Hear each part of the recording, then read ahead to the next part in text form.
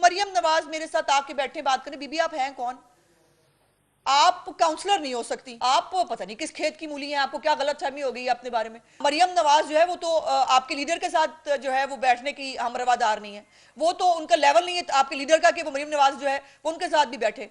चंद ऐसे फेसेस जिनको जो पीटीआई के अंदर एक डिसेंसी की शायद जिनको अलामत समझा जाता था, वो भी पूरी की पूरी जो है वो बदतमीजी के अपने रंग के अंदर जो है वो रंगे गए हैं, जो बहुत तकलीफ दे बात है। जिसमें डॉक्टर यास्मीन राशिद जो हैं वो भी एक अलामत है और बन चुकी हैं। बड़ी तेज़ी से वो फिरदौस आशिक अवान वाली जगह जो है वो हासिल कर रही हैं, और वो आप उनको ये जो है वो एहसास नहीं हो रहा कि फिरदौस आशिक बदतमीज़ी, बदतहजीबी, गाली देना, ये तमाम चीज़ें करने के बाद भी फिरदौस आशिक अवान का फ्यूचर जो है वो आपके सामने है। आपने देख लिया कि वो आज कहीं नहीं है, लेकिन यास्मीन राशिद साहबा को शायद लग रहा है कि अब वो फिरदौस आशिक अवान को रिप्लेस करेंगी, या वो शहबाज गिल बनना चाह रही हैं ख़वातीन की, और उसका इजहार जो है वो वक्तन फ़वक्तन कर रही हैं। हमने बहुत कोशिश की कि वो मोहतरमा बुज़ुर्ग हैं और वो बीमार भी रही हैं, कैंसर पेशेंट हैं। हमने हमेशा उस हवाले से उनका लिहाज भी किया है। गो वो बहुत अरसे से जो है वो बद तहजीबी और जो बद कलामी है उसकी तमाम तर आखिरी हदों को छू रही हैं, लेकिन हमने हमेशा रिस्ट्रेन का मुजाहरा किया कि हो सकता है इस दफ़ा वो गुस्से में हो सकता है इस दफ़ा उनको इमरान खान से डांट पड़ी हो कि खबरदार जो तुम गालियां ये बगैर जो है वो उठ के आई।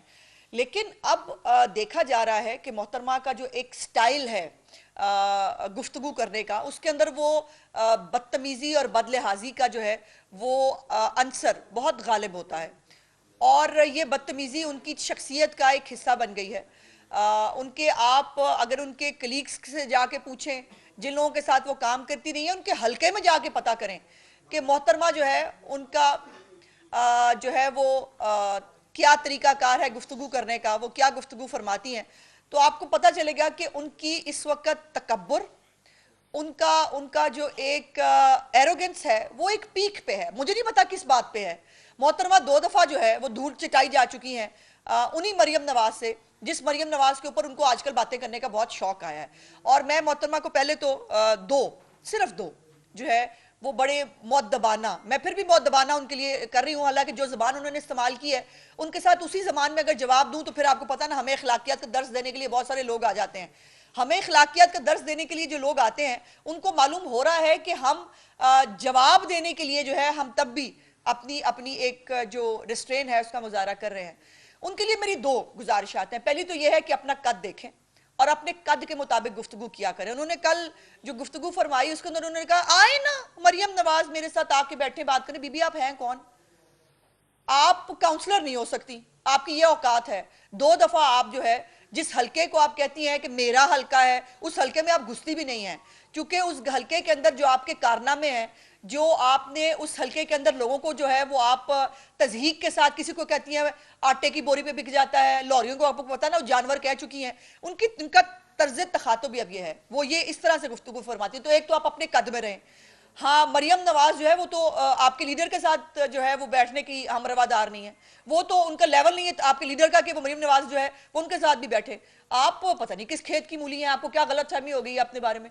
दूसरी बात कि आपको ये जो एक गलतफहमी ये हो गई है कि आप कोई बहुत ही पता नहीं पॉपुलर खतून है, आप जो है आप अगर इतनी आपके अंदर कैपेसिटी होती, मुझे मालूम है आपकी सदारत जो है पंजाब की वो इस वक्त एट स्टेक है, और उस वजह से आप ज़्यादा बढ़ बढ़ के जो है वो उल्टी सीधी गुफ्तगू कर रही हैं। पहली तो बात यह है कि आप अपने गिरबान में मुंह डाल के देख लें, और उसके बाद आप अपने लीडर की जो है वो बैकग्राउंड के ऊपर ज़रा वो किया करें। वैसे मैं समझती हूँ कि तहरीके इंसाफ के अंदर अगर अब कोई ख़वातीन है, अगर कोई शरीफ ख़ानदानों के ख़वातीन हैं, तो इमरान खान के करतूत जो सामने आए हैं ऑडियोज़ की शक्ल में, और सुना है कि बहुत सारी उनकी वीडियोज़ भी मौजूद हैं, आप लोगों को तो शर्म से जो है ना मुंह ही बाहर नहीं निकालना चाहिए कि आपका लीडर ये है, गंदगी से भरा हुआ और गलाजत से लुथड़ा हुआ। आपको तो जो है वो सामने ही नहीं आना चाहिए। लेकिन चलें, आपकी हिम्मत है कि आप फिर भी आ जाती हैं सामने, तो फिर अपनी अपनी औकात के मुताबिक बात करें। आपने मरियम नवाज साहिबा के बारे में जो है वो बहुत सारी ऐसी गुफ्तगू की, वो दाखिला हुआ, फलाना हुआ, आपके बारे में बहुत सारी ऐसी गुफ्तगू है जो रिकॉर्ड पर मैं आज रिकॉर्ड पर मैं जो है, मैं कोई आपके ऊपर इल्जाम नहीं लगाऊंगी, मैं जो चीजें रिकॉर्ड पर मौजूद है मैं उसके ऊपर जो है वो आपका जो और सवाल वो पूछे जिसका अपना दामन साफ हो। आपका तो अपना जो लीडर है वो 3rd डिग्री के ऊपर जो है स्पोर्ट्स कोटे के ऊपर वो ऑक्सफोर्ड से होके आया, आपको लगता है वो बड़ा पढ़ा लिखा है। मरियम नवाज जो है वो उससे कहीं पढ़ी लिखी है आप सबसे ज्यादा। और आप जिस जमाने में आप डॉक्टर बनी थी ना, उस जमाने में ना तो मेरिट था, ना जो है वो पता चलता था कैसे दाखिले हो जाते, दाखिले थोड़े से होते थे। आप आ गई उस चक्कर में, और फिर आपने उस डॉक्टरी के पेशे के साथ जो किया कि आप एक कसाई थी, आपके बारे में मशहूर था। मेरे पास जाती तौर पर मालूमात हैं, मेरी बहुत सारे जानने वाले बहुत सारे लोग जो है वो मौजूद हैं जो आपके पास पेशेंट लेके जाते थे और आप गायनी की डॉक्टर थी, और आपसे सिर्फ फीस में कंसेशन की बात की जाती थी तो आप गालियां दिया करती थी, आप बदतमीजी किया करती थी उस वक्त भी, आप उस वक्त भी बदतमीज थी। लेकिन एक आपको एक मुलम्माकारी आपके ऊपर हुई हुई थी बड़ी, आप पत्नी को सोबर खातून है, लेकिन आपका आपका रंग जो है लोगों ने देख लिया, आपने चिट्टे चाटे का लिहाज कर लेती हैं। गुफ्तगू करते हुए औरत जो है, आपको कुछ कहा जाए कैंसर कार्ड भी निकल आता है, औरत कार्ड भी निकल आता है, बुजुर्गी भी निकल आती है, तो जब आप बोल रही होती हैं तो फिर आपको जवाब, तो फिर आपको आपकी जबान में भी मैं जवाब नहीं दे रही, आपकी जबान में भी नहीं दे रही, अभी भी मैं लिहाज कर रही हूं आपका। तो आपको अपने चिट्टे चाटे का खुद लिहाज होना चाहिए था। और ये जो है ये इज्जत जो है वो करवाने से होती है, इज्जत को जबरदस्ती नहीं लिया जा सकता। आपके जो कारनामे हैं, सबसे पहले आपके ऊपर बहुत सारे इल्जामात लोग लगाते हैं, सबसे बड़ा इल्जाम जो मैं समझती हूं वो है कोरोना फंड के अंदर जो आपने बेजाब्तियां की, मैं बल्कि कहूंगी डकैतियां की। दूसरों को आप चोर डाकू कहती थकती नहीं है, अपने गिरबान में मुंह डाला आपने।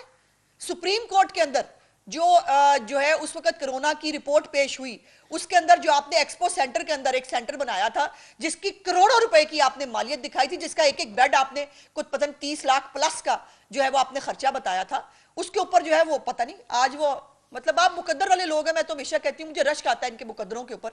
आपकी वो कोरोना रिपोर्ट जो है वो आज भी किसी डस्टबिन में डाल दी गई है, आपसे नहीं पूछा गया कि आपने वो उसके अंदर जो बेजाब्तियां की हैं वो क्या है। आपने जो कोरोना के फंड के जरिए आपने टाइगर फोर्स को अदायगियां की, आपने अभी इसका जवाब देना है। आपने कोरोना फंड के अंदर से आपने उस्मान बुज़दार का हेलीपैड बनवाया, इसका जवाब देना है।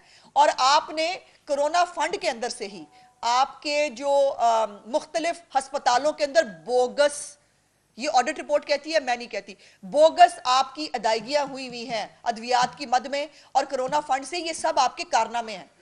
आप तो वो खातून हैं कि जिनके जिनके होते हुए लाशें खा गए जानवर।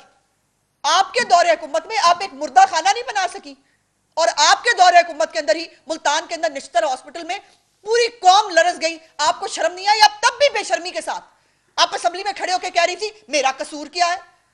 आपको शक्ल दिखाने के लिए लाया गया था, आप हार गई थी रिजर्व सीट के ऊपर, आप पे मेहरबानी हुई, आप आ गई असेंबली के अंदर। और जब आपसे सवाल किया जाता था, आपकी एरोगेंस का आलम यह है कि ना आपके लीडर को पूछा जा सकता है ना आपको पूछा जा सकता है क्यों भाई आसमान से उतरी हैं आप, ये कोरोना फंड का जवाब किसने देना है? वो जो लाशें खाई जानवरों ने उसका जवाब भी आपने देना है, वो आपने अब यहां पे भी देना है, ऊपर जाके भी देना है।